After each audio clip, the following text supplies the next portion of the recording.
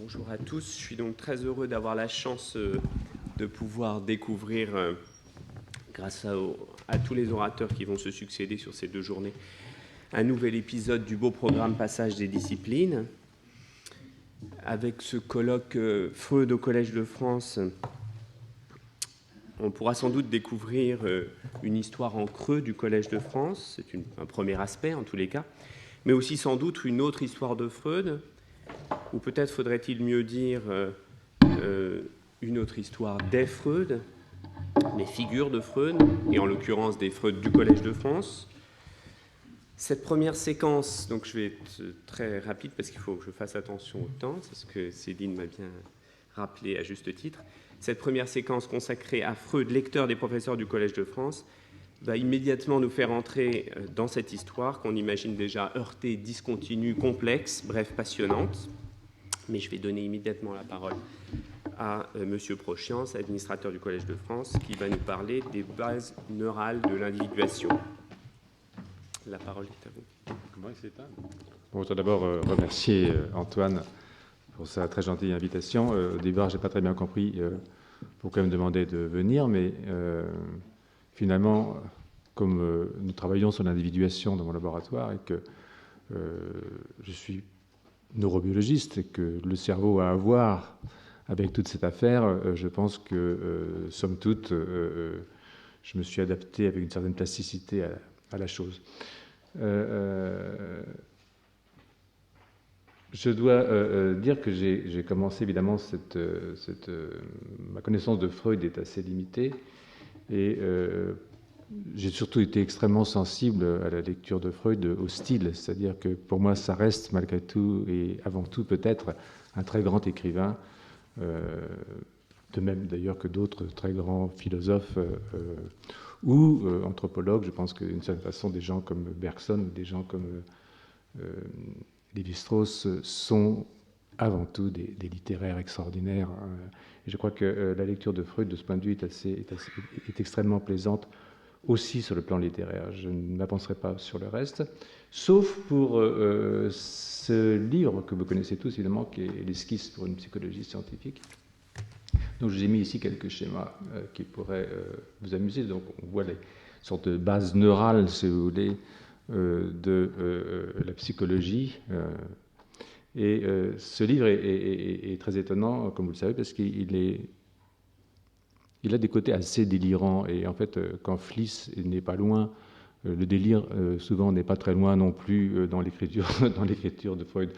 Donc, je pars de là parce que, fondamentalement, c'est peut-être très naïvement de la part d'un scientifique, peut-être le moment où se séparent 2 lignes, la ligne qui est la mienne, bien entendu, qui est celle d'un neurobiologiste, et qui pense qu'on peut trouver dans les sciences du système nerveux toutes les explications nécessaires, et puis une ligne qui est plus propre à une psychanalyse qui, au fond, doit se débrouiller aussi par elle-même, et qui, avec ses théories et ses concepts, et cela ne me regarde absolument pas, ou en tout cas très très peu, c'est mon point de vue de toute façon. Donc je vais vous raconter un tout petit peu comment la neurobiologie, et comment, en fait, même des travaux qui sont faits chez moi, peuvent apporter une contribution modeste, certes, mais je crois pas inutile, à cette question qui est la question de l'individuation, qu'on pourrait traduire en gros par qu'est-ce qu'être soi, d'une certaine façon, qui n'est pas loin de nos préoccupations dans le cadre d'un colloque de ce type. De nouveau, vous m'excuserez aussi, je suis pas mal pris par le temps en ce moment, c'est la fin de l'année et nous avons des obligations au niveau du collège qui me mobilisent pas mal. Et donc je n'ai pas pris la peine de traduire en français, mais je pense que beaucoup d'entre vous parlent anglais, et puis il y a des choses qui se traduisent facilement. Ce texte de Geschwin, qui est un excellent généticien en même temps neurobiologiste, montre à quel point l'étude dans des perspectives évolutives et aussi de biologie du développement sont très intéressantes pour ce qui est de comprendre les pathologies, mais aussi de comprendre d'une certaine façon comment fonctionne un système nerveux. Donc je crois que, y compris comment il dysfonctionne, hein, parce que, comme le disait notre monsieur Canguilhem, qui finalement est une des personnes que nous avons le plus lues dans notre jeunesse, Comme le disait Canguilhem après Claude Bernard, bien entendu, il n'y a pas une physiologie pour la santé et une physiologie pour la maladie. Toute pathologie est une physiologie qui déraille. Donc, perspective évolutive, oui, ben, nous sommes tous, je suis matérialiste, je suis athée, je suis darwinien. Et donc, oui, les mammifères se trouvent quelque part dans l'histoire de l'évolution, mais nous avons tous un ancêtre commun, tous les animaux, toutes les plantes ont des ancêtres communs. Le dernier organisme unicellulaire, évidemment, qui se passe par ici, et d'une certaine façon, il y a, alors là c'est Darwin évidemment, dans l'esprit humain, la trace de cette origine tout à fait modeste, qui est celle de tous les êtres vivants sur cette terre, depuis que la vie, ou le vivant plutôt, si vous permettez, est arrivé il y a environ 3 à 3,5 milliards d'années. Évidemment, la partie qui nous intéresse le plus, c'est la partie de l'évolution des hominidés, des humains. Et vous voyez que nous sommes séparés, et c'est très important en fait de comprendre la différence entre les hommes et les chimpanzés de ce point de vue. Nous sommes séparés des chimpanzés il y a environ 7,8 millions d'années. Je pense qu'on peut placer Toumaï dans cette région-là, par ici, Toumaï, Lucie. Et vous voyez que cette séparation qui emmène les chimpanzés ici pendant 7 millions d'années, c'est-à-dire qu'entre Sapiens et les chimpanzés, il y a 7 millions dans un sens et 7 millions dans l'autre, nous avons environ 14 millions d'années de différence. Cela ne veut pas dire, évidemment, que l'étude nous ne sommes pas des chimpanzés. Je pense que je consacrerai tout mon cours de l'année prochaine justement à la comparaison entre le cortex des primates et le cortex de tous les primates, donc des chimpanzés, et aussi le cortex de Sapiens. Mais il reste que, bien entendu, nous sommes extraordinairement près, malgré tout, sur le plan biologique, des chimpanzés. Je ne peux pas m'empêcher, évidemment, de vous rappeler la figure de Claude Bernard, qui a été évoquée il y a un instant par Antoine. Et si je mets ici Claude Bernard, c'est parce que Claude Bernard a cette chose tout à fait extraordinaire, à mon avis, d'avoir introduit l'idée que le vivant, ce n'est pas uniquement un système thermodynamique qui est arrivé à l'apogée de sa puissance à un certain âge, se détruit progressivement par augmentation d'entropie jusqu'à la bascule dans le néant. Pour Claude Bernard, la vie c'est la mort et la vie c'est la création, c'est-à-dire que c'est le renouvellement à chaque instant des structures qui composent les organismes. Et je crois que je vous illustre ça ici très simplement avec un organisme qui est un de nos ancêtres, donc en tout cas qui a un ancêtre commun avec nous, qui est une hydre, tout bêtement. Et vous voyez que si vous arrivez à marquer une cellule souche d'une hydre avec un marqueur vert, qui est ici en fait une protéine de méduse, vous voyez que progressivement, toute l'hydre devient verte. Ça veut dire qu'en fait, elle change ses cellules assez rapidement. Et il en est de même de chacun d'entre nous. Nous perdons chaque année, regagnons chaque année environ 80 kg de cellules. Et ça, c'est assez à la fois intéressant et inquiétant. Hein. Nous faisons un gros intestin tous les 5 jours. Donc, le système nerveux, c'est un tout petit peu différent, comme vous allez le voir, mais cela veut dire que nous ne sommes pas cette espèce d'individu constant, ce qui ouvre vraiment la question de qu'est-ce qu'être soi si chaque année nous renouvelons complètement sur le plan cellulaire. L'autre chose que j'aimerais vous faire voir ou entendre, c'est que, parce qu'il y a des religieux du gène aussi, c'est-à-dire que touche pas à mon gène par exemple, mais que les gènes ce n'est pas quelque chose de stable, hein. Les gènes ça saute, les gènes ça se casse. Ce que vous voyez ici, c'est qu'ils se cassent surtout quand on réfléchit. C'est-à-dire que faites attention, penser casse le génome. Vous pouvez voir ici, par exemple, si vous avez une souris que vous faites entrer dans un nouvel environnement, vous voyez tout de suite que le nombre de cassures dans son ADN augmente énormément dans des régions très importantes, comme ce qu'on appelle le gyrus dentelé. Et si vous la remettez après au repos, elle répare. C'est-à-dire ça casse et ça répare. Mais si vous avez introduit dans cette souris un gène qui est un gène correspondant à une maladie qui s'appelle la maladie d'Alzheimer, vous voyez que la réparation se fait beaucoup moins bien. Donc en fait, ça corrèle un petit peu avec ce que je vous disais, c'est-à-dire que la physiologie et les pathologies, la pathologie c'est une physiologie qui déraille, ici c'est une pathologie de la non-réparation correcte de génome dont les cassures est un processus tout à fait physiologique, de même que le renouvellement des cellules est physiologique, de même que la réparation des membranes est physiologique. Donc rien n'est stable dans le vivant et rien n'est stable non plus dans un individu, rien n'est stable dans notre cerveau, dans notre génome. C'est une notion un peu angoissante, je veux bien le reconnaître, mais avec laquelle il faut apprendre à vivre, enfin pour un certain temps. Je parlais pour une certaine durée. Je parlais de neurogénèse, de prolifération de cellules. Il y a aussi de la prolifération de cellules dans le système nerveux. Et vous voyez ici que tous les organismes, tous les vertébrés ont une neurogénèse adulte, et ça c'est quelque chose de très important. Vous voyez ici par exemple chez le poisson, vous avez énormément de neurogénèse, vous avez de neurogénèse chez le canari, c'est là en fait qu'elle a été établi solidement en premier par quelqu'un qui s'appelle Nottebohm, qui est encore vivant et qui travaille à Rockefeller. Et vous avez évidemment de la neurogénèse chez les mammifères, dans deux régions, une région qu'on appelle la zone subventriculaire et une région qu'on appelle l'hippocampe qui est ici. Et ça, ce sont de nouveaux neurones qui se font tout au long de l'existence. Ça diminue un peu avec le vieillissement, il faut l'admettre, mais ça continue quand même jusqu'à la fin. Ces deux régions, je les ai mis ici, vous avez cette région ici, vous avez ces nouveaux neurones qui se forment ici, qui vont en fait envahir le bulbe olfactif, c'est-à-dire qu'on se fait quasiment un nouveau bulbe, une certaine classe de neurones dans le bulbe. Chez les souris, ça se fait à peu près tous les 2 mois. Chez Sapiens, il se trouve que ça va plutôt vers une autre structure qu'on appelle le striatum, ce n'est pas très intéressant pour vous. Ce que je veux donner, c'est l'idée en fait de cette espèce d'instabilité extraordinaire du vivant. Et puis vous avez une autre structure ici qui s'appelle l'hippocampe, donc dans laquelle vous avez cette neurogénèse qui, elle, est extraordinairement importante sur le plan cognitif.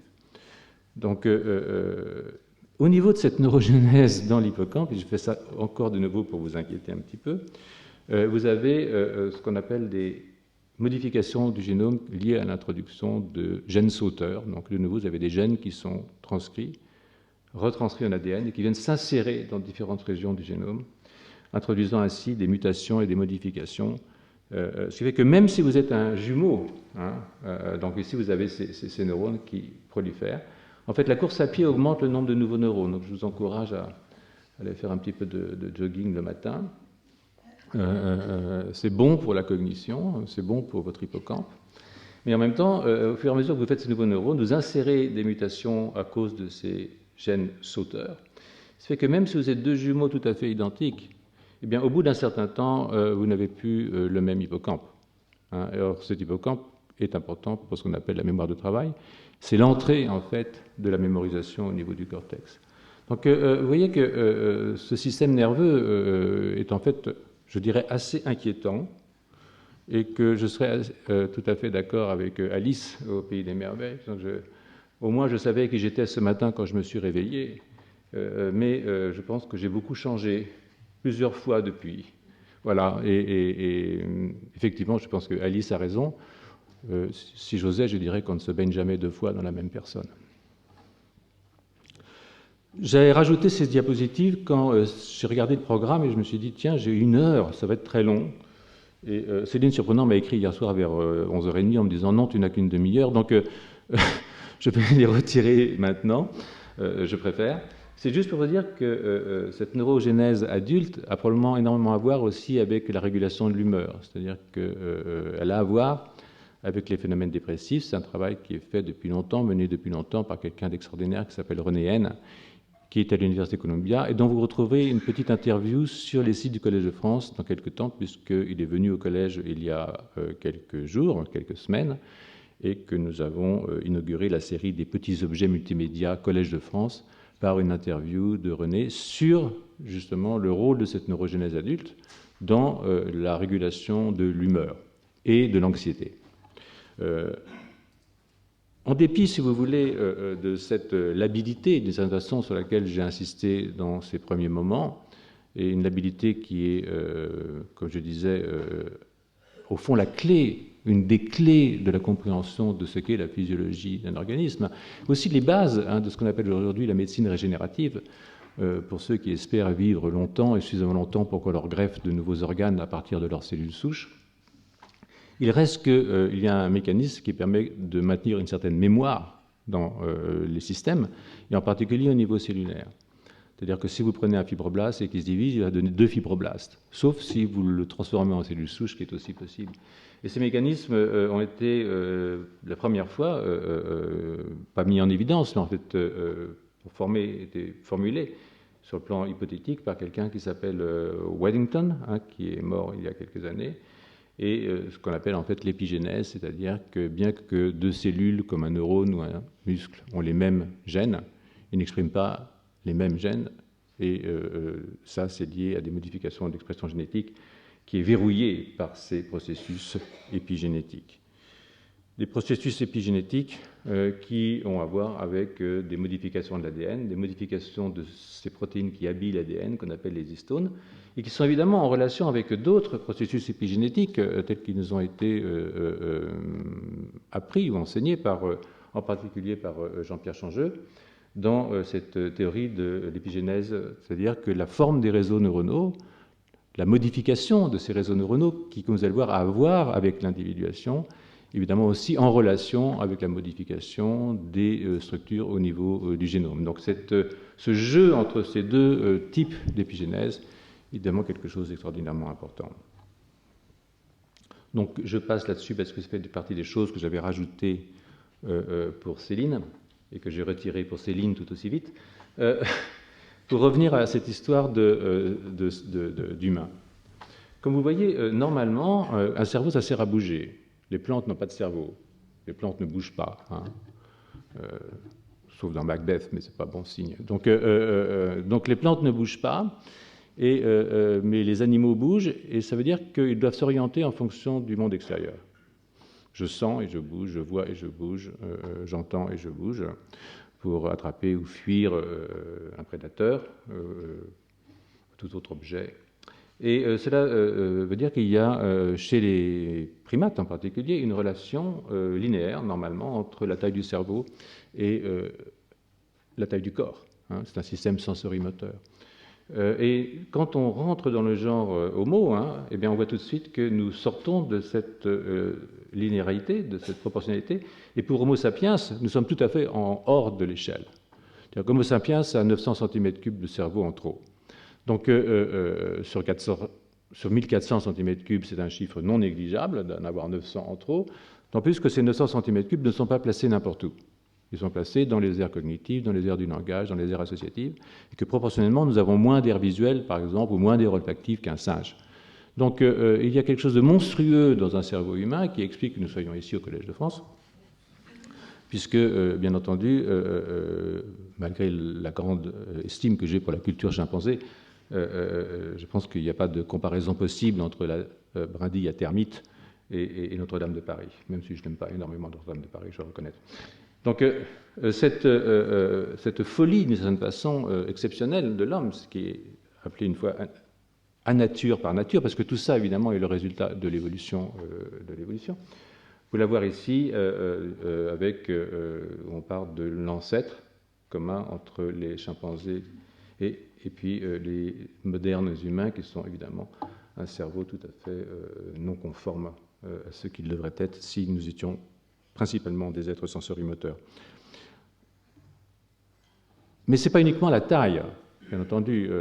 Évidemment, vous transformez un appartement, un studio de 20 mètres carrés à Paris, en un appartement de 100 mètres carrés, c'est à peu près ça qui se passe, mais en même temps, vous changez les bords, c'est-à-dire que vous agrandissez le salon et vous diminuez la cuisine. Donc, cette question de modification des bords, c'est-à-dire donner plus de place à des structures qui sont impliquées dans les phénomènes cognitifs, évidemment extraordinairement importante. Et les mécanismes qui permettent de modifier ces bords, je ne vais pas en parler aujourd'hui, mais je serais ravi d'en discuter avec ceux de vous qui sont intéressés, parce que c'est une des lignes de recherche de mon laboratoire, le changement de positionnement des bords. Évidemment, un des mécanismes très importants. Et pourquoi c'est très important ? Et ici, la souris et l'humain, ça c'est l'échelle. Donc, c'est vrai que tout ce qu'on peut tirer des souris est important, mais il y a des changements d'échelle absolument extraordinaires, en particulier pour ce qui est des régions du cortex préfrontal. Mais la raison pour laquelle c'est important de savoir que c'est un agrandissement et aussi un changement des bords, c'est la suivante. Elle a à voir énormément avec les questions qui nous préoccupent sur la question de l'individuation et sur la question de la relation de ce qu'on appelle la psychologie expérimentale aux neurosciences. Vous voyez ici que vous avez ici un bord, qui est le bord entre le système sensoriel et le système moteur. En tout cas, sa représentation au niveau du cortex. Et vous voyez ici que Brodmann, qui a le premier fait ces cartes que je vous montrais tout à l'heure avec différentes localisations cérébrales, que vous voyez ici, différentes régions qui sont dévouées à différentes fonctions. Ici, par exemple, les aires visuelles primaires, les aires visuelles secondaires, les aires du langage qui sont ici. Eh bien, vous voyez que, en fait, la structure du cortex est absolument identique de part et d'autre de bord. C'est-à-dire que quand vous changez un bord, vous gardez d'une certaine façon les mêmes neurones. Et donc, la structure du cortex préfrontal, par exemple, celle qui est impliquée dans les phénomènes cognitifs principalement, ce qui nous intéresse aujourd'hui ici, n'est pas différente de la structure d'un cortex auditif ou d'un cortex sensoriel ou d'un cortex moteur. C'est-à-dire que si j'ai augmenté, et si les mécanismes qui permettent la maturation de ces cortex ne sont probablement pas extraordinairement différents des mécanismes qui permettent la maturation des cortex qui sont impliqués dans les fonctions cognitives. Et ça, je crois que c'est très important parce que ça veut dire que ce qu'on peut trouver dans les études sur le développement de cortex relativement simples, comme un cortex sensoriel ou comme un cortex visuel, sont probablement des mécanismes qui sont aussi à l'œuvre dans la maturation d'un cortex impliqué dans des fonctions cognitives. Donc ici, c'est pour vous montrer qu'on peut changer des bords. Voilà une souris, voilà un cerveau de souris, et par une mutation sur laquelle je ne vais pas pousser, vous voyez ici que tout d'un coup, on a énormément augmenté les aires motrices et sensorielles et diminué les aires visuelles. Donc on a bougé les bords, mais vous voyez que la taille totale du cerveau n'a pas changé. Donc ce qui s'est passé chez Sapiens, c'est qu'on a augmenté la taille totale du cerveau, mais qu'en plus on a bougé les bords, et qu'en bougeant les bords, on a recruté des aires qui normalement étaient affectées à des fonctions, je dirais, de base, pour les affecter à des fonctions qui sont plus à voir avec ce qui fait la spécificité de l'humain. Donc ça, c'est des choses que j'ai rajoutées hier, que je vais donc retirer. Hein. Encore que c'est assez rigolo. Enfin, maintenant, j'ai un peu de mal, évidemment. Ça, c'est votre faute, Céline. Je ne sais pas où vous êtes, mais vous êtes coupable. Donc, c'est assez amusant parce qu'ici, vous voyez que c'est une affaire génétique, c'est-à-dire qu'il y a des enhancers qui sont des éléments qui régulent la force d'expression d'un gène. Et vous voyez que là, il y a un enhancer chez le chimpanzé et un autre chez l'humain. Et si je prends l'enhancer humain et que je le mets dans une souris, eh bien, je peux augmenter la taille du cortex de souris. Donc tout ça est tout à fait assez banal. Hein. C'est jamais que de la chimie, de la biologie cellulaire, qui fait qu'on peut modifier la taille d'un cerveau, qu'on peut modifier les bords à l'intérieur d'un cerveau, et que fondamentalement, tout ça est relativement simple, pas d'une simplicité évangélique, mais d'une simplicité réelle. Comment on peut finalement évoluer pour devenir un sapiens. Un sapiens, c'est plus de neurones. Hein, donc, bien entendu, nous avons énormément plus de neurones pour des mécanismes sur lesquels je vous informerai au cours de mon cours l'année prochaine. Mais il y a une classe de neurones qui est particulièrement importante pour l'individuation. Cette classe de neurones qui est particulièrement importante, et là je crois qu'il faut un tout petit peu d'attention, ce sont des neurones inhibiteurs. Dans le cortex, vous avez des neurones activateurs, qui sont des neurones qui fonctionnent avec un neuromédiateur qu'on appelle le glutamate. Et vous avez des neurones inhibiteurs qui fonctionnent avec un autre neuromédiateur qu'on appelle le GABA. Et ces neurones inhibiteurs sont extrêmement importants chez Sapiens. Ils sont extrêmement importants dans le cortex de Sapiens. Et vous voyez qu'en allant faire des synapses sur les neurones excitateurs, ils peuvent contrôler un très grand nombre de neurones excitateurs. C'est-à-dire que le système, l'inhibition est quelque chose de... Vous n'allez pas en tirer des conclusions psychanalytiques, je vous en prie. Mais l'inhibition est un phénomène extraordinairement fort dans le fonctionnement d'un cerveau et très fort dans le fonctionnement d'un cerveau humain. Et vous allez voir pourquoi c'est important, parce qu'en fait, le cerveau humain se développe très tardivement. Il se développe tardivement, pourquoi? Parce que deux raisons. D'abord, parce que le cerveau est très gros. Et ensuite, parce que nous sommes des bipèdes. Et comme nous sommes des bipèdes avec un cerveau très gros, ça ne passerait pas, si j'ose dire, par les conduits naturels, si on attendait que le cerveau soit mature pour sortir. Donc en fait, le cerveau sort de façon prématurée. Ce qui fait qu'une grande partie du développement cortical se fait à l'extérieur, et ce n'est pas pour dire que le milieu placental n'est pas un milieu riche intellectuellement, mais le milieu extérieur est lui beaucoup plus riche intellectuellement. C'est-à-dire que c'est un cerveau qui se développe en interaction avec le monde et qui est modifié par le monde. loin de cette vision un tout petit peu, je dirais, matérialisme simpliste du genre le cerveau sécrète la bile, sécrète la pensée comme le foie sécrète la bile. Pour des raisons tout à fait matérialistes, en fait, le cerveau est lui-même sécrété par l'extérieur. C'est-à-dire qu'il est modifié dans sa forme par les interactions qu'il entretient avec le monde. C'est un rapport. La pensée, dans ce cas-là, peut être considérée comme un rapport entre le vivant et son milieu. D'ailleurs, c'est vrai au niveau individuel comme c'est vrai au niveau des espèces. Mais c'est une autre affaire. Et donc, le cerveau se construit d'extérieur, à partir d'extérieur, sur une base génétique, bien entendu. Vous ne transformerez jamais un cerveau de singe en cerveau humain, sauf à faire ce genre de manipulation auquel je vous convie, mais les comités d'éthique, à mon avis, vont nous empêcher. Je sais pas, Jean-Pierre Changeux est ici, il nous dira son sentiment là-dessus, mais je ne crois pas que le comité consultatif national d'éthique permettra qu'on fasse les mutations nécessaires pour donner la parole aux singes, bien qu'ils la méritent, puisqu'ils sont si proches de nous. Donc, voilà. Donc nous construisons donc, nos systèmes corticaux, et vous voyez ici que ces constructions sont très très étranges. Hein. Vous avez ici l'homonculus qu'on peut trouver dans un musée à Londres, qui est la représentation sensorielle d'un sapiens, et vous voyez qu'elle n'est pas proportionnelle à ce que vous voyez dans votre miroir le matin. Elle est proportionnelle à la quantité d'innervation des organes, c'est-à-dire que vous avez des très grandes lèvres, des doigts extrêmement extraordinaires, ça c'est un homunculus sensoriel. On voit très vite que ce n'est pas un homunculus monteur, je ne vous dirai pas pourquoi, mais les spécialistes s'en rendront compte assez rapidement.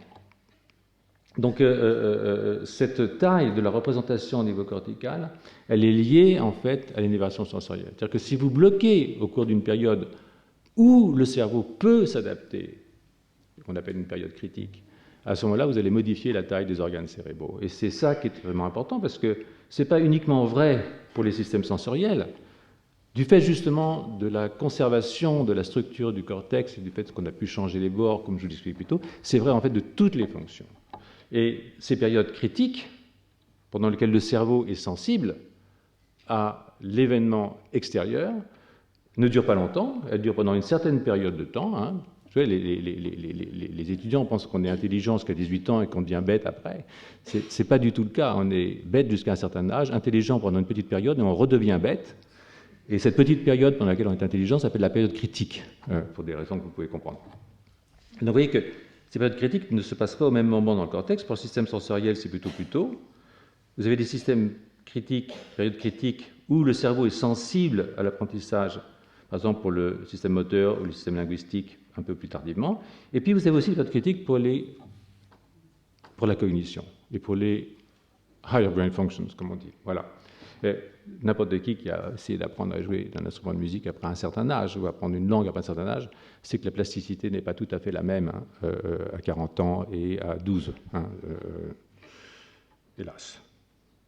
Donc cette période critique de développement, qui est vraie pour pratiquement toutes les régions corticales, il y a quelques exceptions qu'on va voir avec la neurogénèse justement, ces périodes critiques sont liées à la maturation d'une petite classe de neurones dont j'ai parlé, qui sont justement ces neurones inhibiteurs. Ces neurones inhibiteurs, qui sont les neurones de la parvalbumine, c'est un marqueur, leur maturation, c'est-à-dire l'augmentation de l'inhibition, eh bien, ouvre à une certaine période, puis ferme à une autre, la période pendant laquelle le système nerveux peut répondre dans sa forme, dans les modifications de son activité physiologique, il n'y a rien de mystérieux là-dedans, à l'information qui lui vient de l'extérieur ou qui ne lui vient pas, si elle venait à manquer. Vous avez un exemple tout à fait classique, c'est l'exemple de l'amblyopie. Il y a peut-être des amblyopes dans la salle, en général, il y en a, voilà. C'est l'amblyopie, c'est-à-dire que si un enfant a une cataracte et qu'on n'opère pas la cataracte avant l'âge de 6 ou 7 ans, eh bien, même si on ouvre après et que si l'œil est parfait, que la caméra fonctionne bien, eh bien, ce qui a manqué à se construire à ce moment-là dans le cortex ne se construira jamais, parce que les afférences qui viennent de l'autre œil, après un relais thalamique, bien entendu, eh bien, auront pris toute la place. Et donc, pendant cette période de maturation des neurones inhibiteurs, vous ouvrez et vous fermez la plasticité. Alors, pendant ce temps-là, vous pouvez réparer, c'est-à-dire que si vous opérez avant 4-5 ans, il n'y a pas de problème. Mais après, c'est terminé, parce que le système n'est plus plastique. Et ce qui est vrai pour la vision, je disais, est probablement vrai pour beaucoup d'autres fonctions, comme vous allez le voir. Donc, c'est assez simple. Si vous prenez une souris et que vous fermez un œil de la souris pendant la période critique, eh bien, les informations qui viennent de l'autre œil vont envahir la place, et votre souris deviendra amblyope. Et cette période de plasticité pendant laquelle vous pouvez faire ça est relativement limitée chez la souris, entre le 20e jour et le 40e jour de la vie postnatale. Je vais très vite là, parce que ça m'intéresse. Tout ce que je vais vous dire, c'est qu'il y a des moyens de rouvrir cette plasticité chez l'adulte, simplement en rendant les neurones jeunes de nouveau. Donc ça, c'est plutôt positif. Je ne sais pas, parce que c'est bien de ne pas être trop jeune, hein. Si vous changiez votre neurone tout le temps, vous auriez un cerveau de salamandre. Donc, je ne pense pas que les salamandres savent qui elles sont. Mais vous pouvez voir ici, c'est que, enfin, c'est un travail qui a été fait en particulier dans mon laboratoire, que vous avez une protéine qui vient du plexus choroïde, qui va rentrer dans les neurones par valbumine, augmenter leur maturation, et là, j'ouvre une période de plasticité. Un deuxième seuil, elle ferme la plasticité, mais si après je retire cette protéine, et j'arrive à la faire diminuer, ça c'est relativement facile, je peux rouvrir la plasticité. C'est-à-dire que je peux prendre une souris amblyope, hein, voilà, et je peux lui rendre la vision binoculaire chez l'adulte. Et ça, c'est une maladie relativement bête, hein. L'amblyopie n'est pas une maladie, à vrai dire. On peut vivre très bien comme amblyope, ceux qui ne sont pas handicapés, quasiment pas. Mais il y a d'autres maladies qui sont des maladies de la période critique, qui peuvent être des maladies beaucoup plus handicapantes. C'est-à-dire qu'on dit souvent qu'il n'y a pas, par exemple, de modèle animal de la schizophrénie. Bien entendu, une souris n'est pas un humain, comme vous pourriez avoir un modèle de souris de la schizophrénie.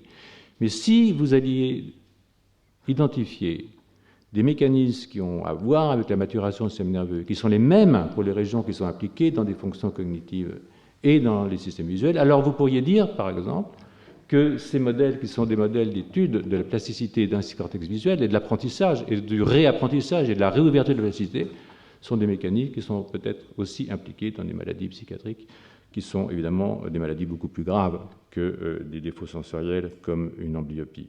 Or, il se trouve que cette protéine, OTX2, qui voyage depuis le plexus choroïde jusqu'au cédon de parvalbumine, est présente dans toutes les régions du cortex, y compris dans les régions du cortex frontal, dans le cortex auditif, et ce que nous avons montré pour le cortex visuel, nous l'avons aussi démontré récemment pour le cortex auditif, et aussi, de façon assez rigolote, pour le cortex préfrontal.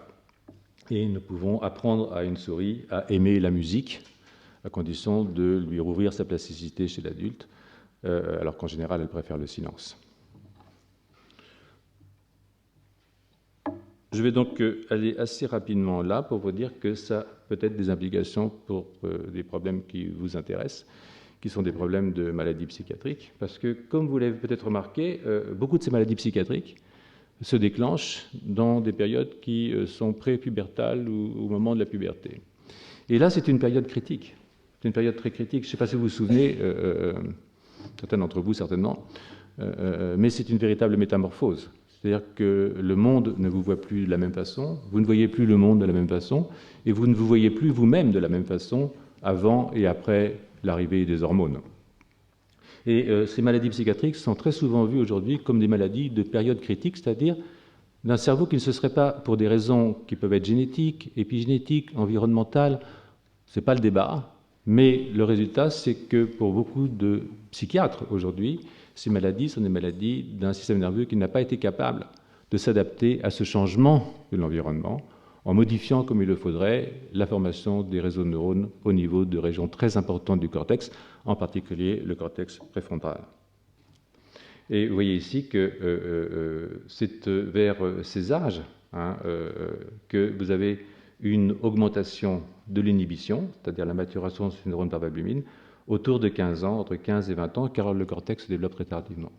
Donc on peut imaginer, et c'est une hypothèse qui est amenée par beaucoup de psychiatres, que ces maladies, qui sont des maladies en fait de la socialisation sexuelle, je ne parle pas de sexualité infantile, les freudiens m'excuseront, mais je parle de sexualité adulte cette fois-ci, eh bien cette sexualisation ne se fait mal, et cette socialisation se fait mal du fait d'un défaut de la maturation des systèmes inhibiteurs.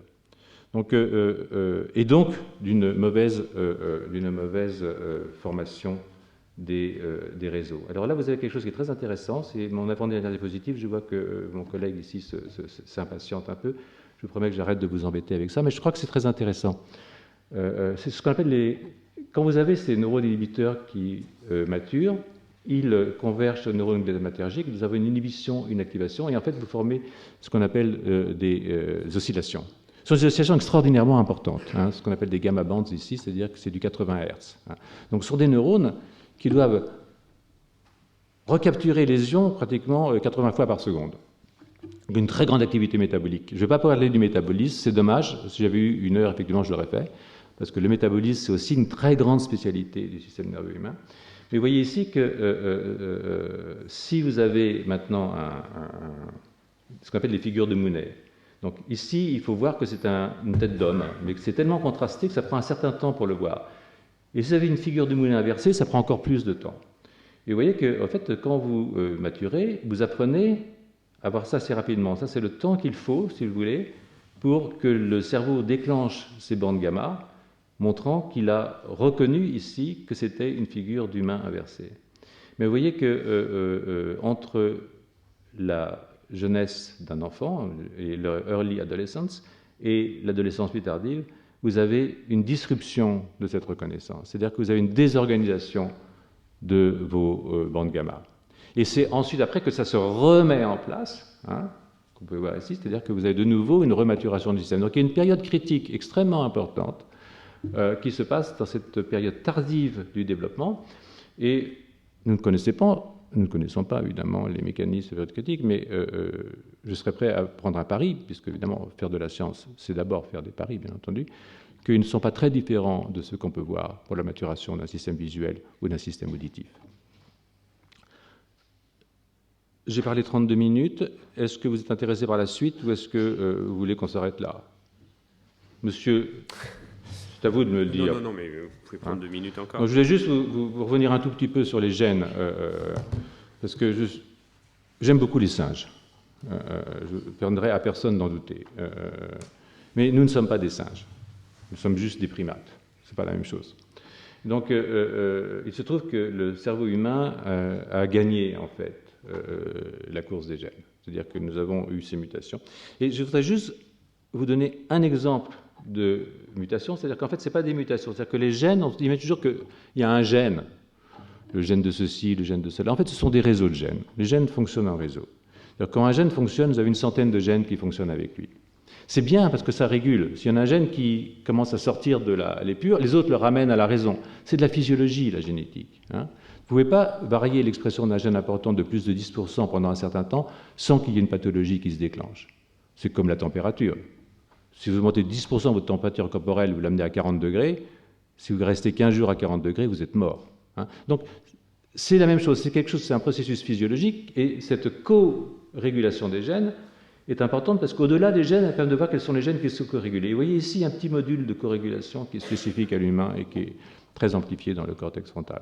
Et ces gènes-là, essentiellement, sont des gènes de la synapse, des gènes de la libération vésiculaire, donc du fonctionnement sympathique, des gènes du cytosquelette, donc de la construction du système nerveux, et des gènes du métabolisme énergétique.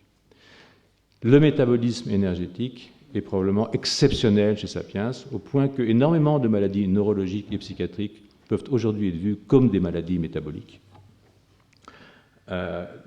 Notre cerveau est un animal très cher. 2% du poids du corps, 20% de la consommation énergétique. D'accord ? Donc nous sommes pratiquement toujours au bord de la crise énergétique dans un système nerveux. Je vous disais tout à l'heure que les petits neurones par albumine, tellement importants pour la cognition, comme vous avez pu le comprendre, sont obligés de repomper, rééquilibrer leurs ions 80 fois par seconde. Ça demande énormément d'ATP. Ça demande une énergie folle. Et 20%, c'est, si on faisait une adéquation avec le singe, il faudra en fait qu'on ait 40% de notre énergie métabolique qui passe dans le cerveau. C'est pas possible. Donc le système nerveux est un système qui est toujours en danger sur le plan métabolique. Heureusement, on a inventé la cuisine. Nous avons inventé la cuisine. Et grâce à une culture culinaire, eh bien, nous pouvons nourrir ce cerveau en consacrant aux tâches nutritives environ 2 heures par jour. Si nous étions des chimpanzés, et si nous avions un génome de chimpanzé ou de gorille, il faudrait que nous consacrions plus de 12 heures par jour à nous nourrir. ça laisse peu de temps pour les tâches cognitives. Une fois que vous avez dormi et fait le reste, vous voyez ce qu'il vous reste pour réfléchir, c'est pas grand-chose. Donc, un animal tout à fait particulier, avec un métabolisme tout à fait particulier, qui d'ailleurs se traduit aussi au niveau physique. Nous sommes les seuls animaux à pouvoir faire un marathon. Aucune bête ne le ferait. C'est-à-dire, d'ailleurs, ils ont trop de poils. La sudation ne leur permet pas de rafraîchir la machine.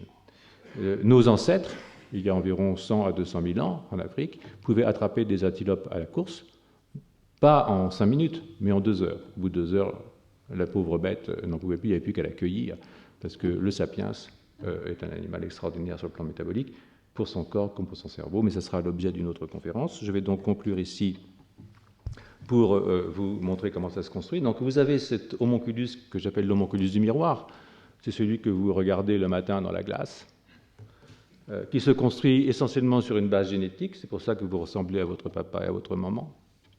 Mais ensuite, vous avez cette construction des homonculi cérébraux qui, eux, sont évidemment humains, mais modulés par l'expérience, par une expérience sensible, par une expérience sensible interne, externe, toutes les formes d'expérience, dépendant évidemment de la région du cortex que vous regardez, et une période, et ils sont modulables pendant une certaine période. Il le reste un petit peu après, mais beaucoup moins, ça ce sera l'objet d'un autre débat.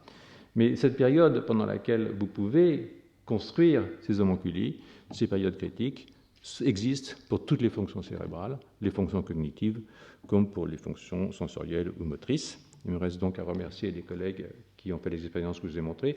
Beaucoup d'entre elles ont été faites en collaboration avec mon collègue Takao Hench de Harvard et son équipe. Ici, ce sont mes collègues Michel Volovitch, un ami de toujours, Ariel Linardo, Namsoon Kim, Clémence Bernard, qui est maintenant partie, postdoc, Damien Testa, Clémentine Vincent et Jessica Pouley. Et puis, évidemment, avec toutes les sources de financement habituelles. Et je vous remercie, et je remercie de nouveau Antoine de m'avoir permis de développer un petit peu de biologie pour commencer. C'est dur, je sais, mais bon, il y a la pause café.